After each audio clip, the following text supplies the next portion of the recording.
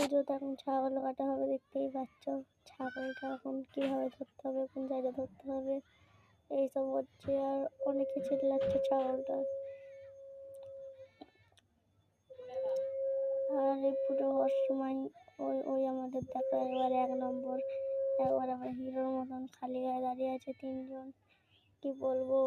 আর এই হাতটাকে সরানোর জন্য বারবার বলা হচ্ছে, কারণ নাহলে বুড়ো আঙুলটা কেটেও যেতে পারে, তাই হাতটাকে সরিয়ে দিল। আবার ওখানে হাতটা দেবে, আবার দেখবে যে এক্ষুনি সরিয়ে দেবে, আবার ওখানে হাতটা বলবে যে দে দে দে দে, মনে হয় দেবে কি, হ্যাঁ আবার মনে হয় দেবে, যতটা সম্ভব।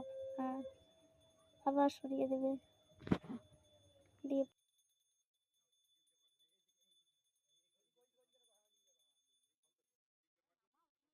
কাটা তো হয়ে গেল, দেখতেই পাচ্ছ। এবারে দেখো কি হয়।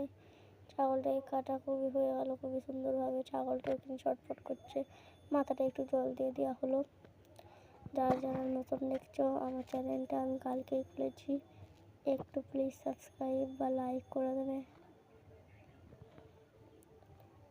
হর হর মহাদেব।